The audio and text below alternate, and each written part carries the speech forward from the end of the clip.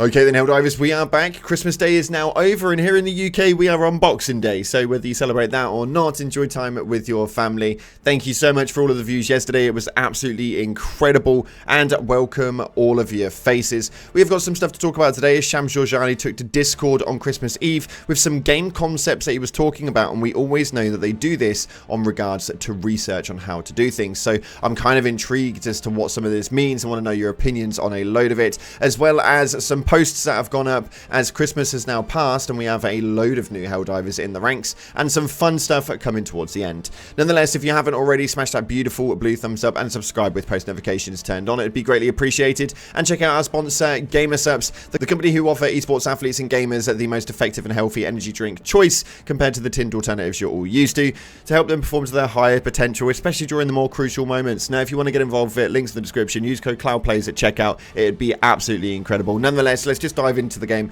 and see what it is that's happening right now. So starting off, Shams Georgiani took to the Discord and he was talking about some game concepts that were actually relatively interesting. Now, a lot of you guys will be so damn happy, and I feel like I shouldn't have to say this, but I did read the rest of the Discord chat and some people were honestly a little bit gutted. But it is safe to say that SpiderMan won't be making an appearance in Helldivers 2. That is not ever going to be a collaboration that we'll end up with. So for those of you guys who enjoy your Fortnite territory, well, you're probably going to have to continue it over there, as SpiderMan is not going to be making an appearance in Helldivers any time, which is a hilarious statement nonetheless, and to see some people's reactions of disappointment was genuinely quite shocking, I won't lie to you. Next up right here though, he talks about a game and the way that they actually do things, and I really like this. He states, I don't remember the game, but there was a game that gave you a link to buy merch, but you only got it when you achieved stuff inside of the game. You beat a very difficult raid, want to buy a medal to remember it IRL. Which game was that? Now, that was actually in Destiny 2.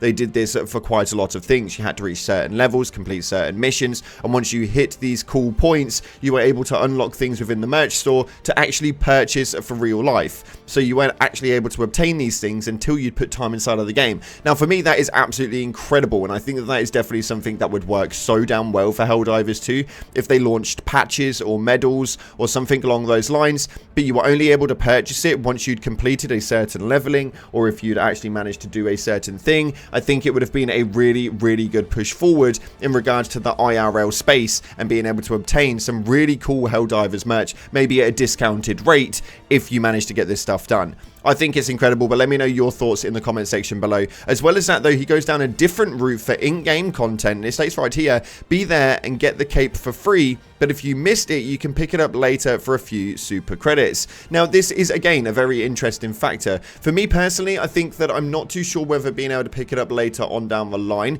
actually makes this a viable usage, because essentially it just kind of makes it so that everybody can get it all of the time. But having some special events, such as things like with the Malevolon Creek, if you would have got the Creeker's cape if you would have actually fought on Malevolon Creek during a certain time period where everything was going on, or when we get a cape for maybe taking out the first planet that had the Illumina on, but you had to be there within the first 24 hours of the Illumina arriving. I think that that sort of stuff is very cool, and I think it genuinely brings a lot to the table when it comes to them exclusive pieces of gear. Now, not everybody can be on all of the time, but with enough notice period on these things, they do work really well. The only issue that we have with Helldivers is everything is pretty much done off the cuff, and it doesn't really work with a bit of a preempted situation. People can't book days off work, they can't make sure that they're there, they may not have even noticed until the day after, and this is where the issues may come in with a game like this, because there is no sort of like roadmap with regards to where the game's going and what's going to be happening.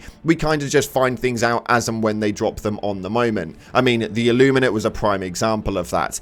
The Game Awards now, even still, blows my mind. Nonetheless though, people seem to be enjoying the game and the audience is getting larger as Christmas Day brought a whole array of new cadets. This one right here is a hilarious one, as it states, to my fellow Helldivers, I apologize. My nephew told me he wanted Helldivers after watching me play a few games, and I finally got him the game for Christmas. Upon going into his first lobby with other people, he began blasting their heads off because, and I quote, it's funny. I'm sorry, I told him not to do it, and he would have summary execution, but he continued receiving court-martials left and right despite my pleas. Again, I'm sorry. Now, it's hilarious that this actually happened, but it's nice to know that a kid got something that he wanted for Christmas. That goes an absolutely long way. Nonetheless, he'll only be court-martialed so many times before he either, one, puts the game down and gets fed up with it, or two, falls in line to Super Earth commands. So the democracy officers have been communicated with, and they will be in touch. But for you, fellow Helldiver, even though you managed to grass on family, thank you so much, as we now know a traitor is in our midst. Absolutely hilarious. As well as this one right here saying, my dad just gave me this for Christmas. Let's start the adventure. I don't know anything about this game, but it looks amazing. Any tips? Yeah, 100%, dude. My biggest and most renowned tip is don't die.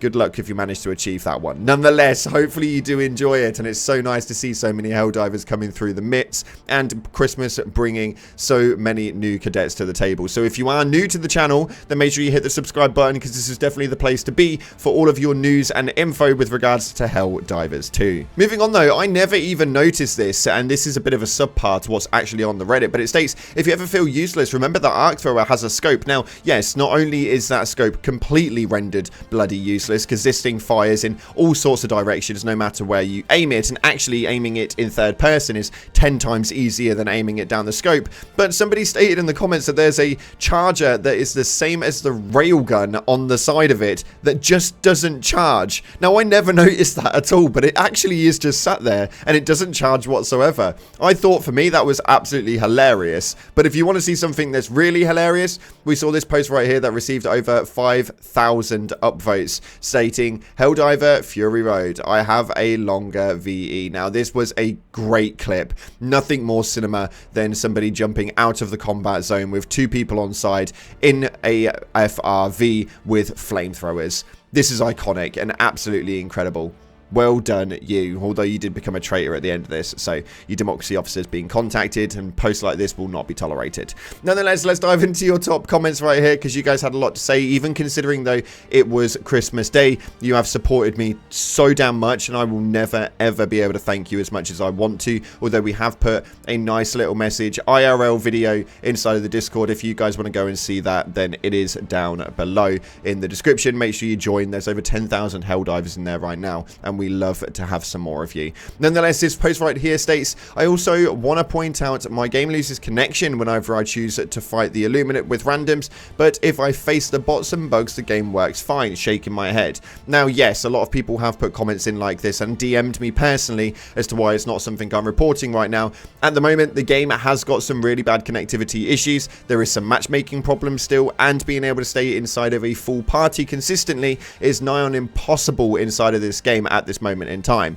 Although what I am waiting on is some sort of communication. We're keeping a look at the Zendesk. We keep keeping tabs on every developer, every support team member. We're looking at absolutely everything, and the moment that we get some more information with regards to this, it will be here on the channel, and hopefully they will be working on it soon. We did get a released patch just before Christmas, but apparently was meant to fix it, but unfortunately hasn't. So just make sure you keep communicating to the development team in any which means possible. They do look at videos, they do look on Twitter, Reddit, Discord. Make sure that you are pinging them for it, although it is pretty much the worst time of year for it, as the Christmas period is heavily among us.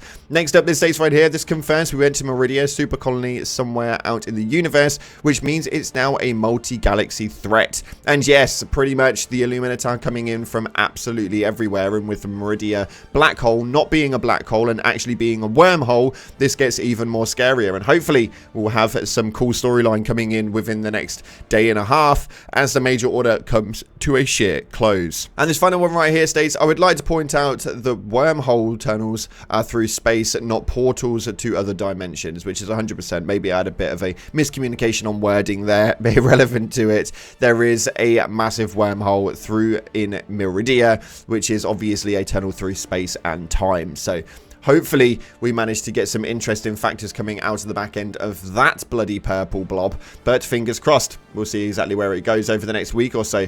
Nonetheless, that's unfortunately we got time for today. I'm going to go celebrate a little bit more with my family, and we'll be away now until tomorrow morning, where we've got a load more content coming for your faces. Thank you so much again for watching, guys. I appreciate you all so much. You've got no idea. Nonetheless, if you haven't already, like, subscribe, and as always, I'll see you in the clouds.